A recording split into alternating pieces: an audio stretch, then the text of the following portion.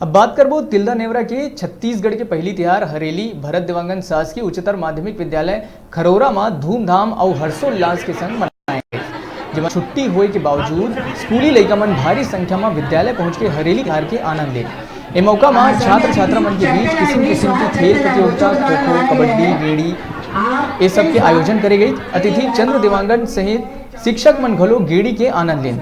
लइका मन के द्वारा बनाए गए छत्तीसगढ़ के व्यंजन भजिया, पूरी, चौसेला, मीठा चीला अंगाकर के ये उपस्थित अतिथि मन आनंद लेन और लइका मन के खूब प्रशंसा करें।